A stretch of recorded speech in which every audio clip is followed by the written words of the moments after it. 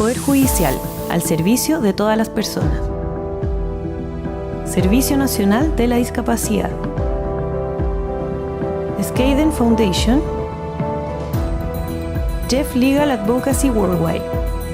Presentan Leyes en Señas.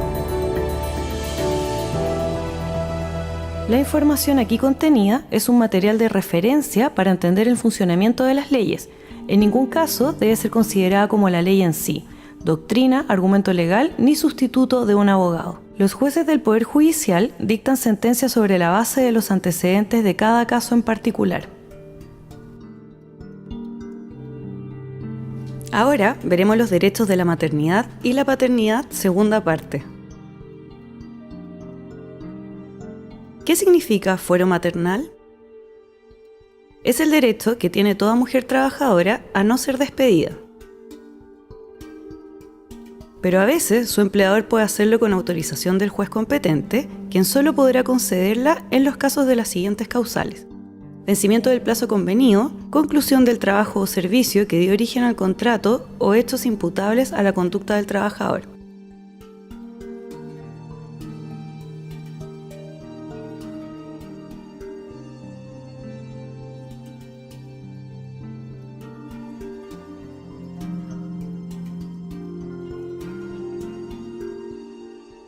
¿Cuánto dura el fuero maternal? El fuero maternal dura todo el periodo de embarazo, aproximadamente 9 meses, más un año después de expirado el descanso maternal, periodo de postnatal. Esto es aproximadamente 2 años. Si una mujer está con fuero maternal, ¿puede ser despedida? No, está prohibido despedir a una mujer con fuero maternal, salvo si su empleador cuenta con autorización judicial.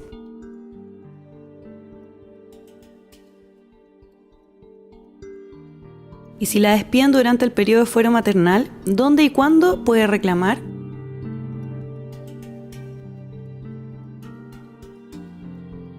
Ante los tribunales del trabajo, en el plazo de 60 días hábiles, contado desde el mismo día del despido.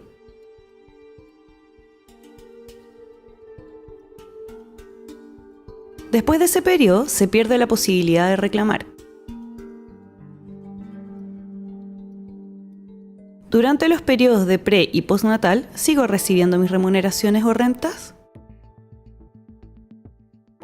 Sí, usted recibe un subsidio maternal que equivale a la totalidad de su remuneración y las asignaciones que estuviese percibiendo.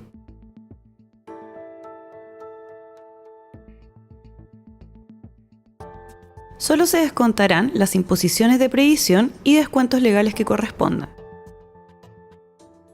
Si usted regresa a trabajar por media jornada durante su periodo postnatal parental, tiene derecho a la mitad del subsidio y a lo menos al 50% de sus remuneraciones.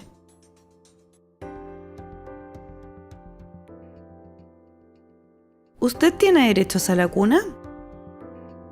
Sí, cuando trabaja en una empresa que tiene 20 o más trabajadoras, es una obligación que la empresa costee una sala cuna. ¿Es obligación que su empleador construya una sala cuna? Bueno, la empresa tiene 3 opciones. Primero, mantener o construir salas anexas e independientes del local de trabajo, pero de propiedad de la empresa. Segundo, mantener en forma conjunta una sala cuna con otros empleadores. Tercero, que el empleador busque una sala cuna fuera de las dependencias de la empresa, pero es muy importante que ésta esté certificada por la JUNJI, Junta Nacional de Jardines Infantiles.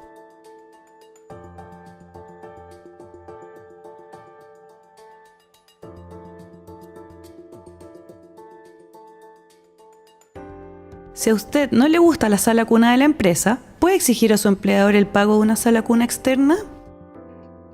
No, si el empleador mantiene o paga una sala cuna determinada, usted debe llevar a su hijo a esa sala cuna, de lo contrario, deberá costearlo usted misma.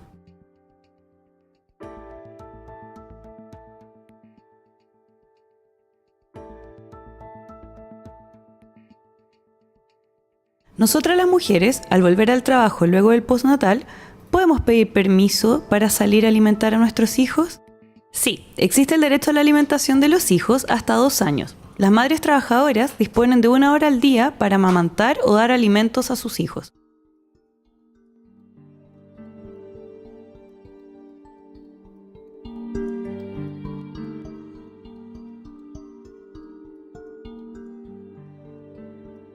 ¿Quién supervisa que este derecho se cumpla de buena manera? La Dirección del Trabajo. Quien supervisa las salas cuna es la Junji. Si no se cumple con esta ley, se cursa una multa al empleador que va desde las 14 a las 70 UTM.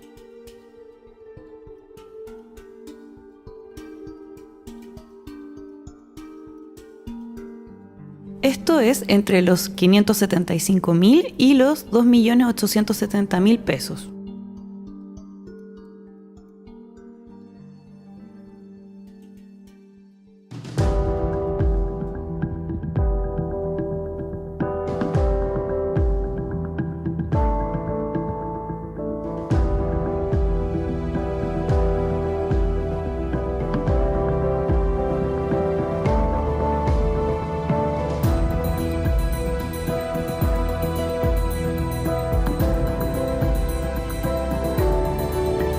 Poder Judicial, al servicio de todas las personas.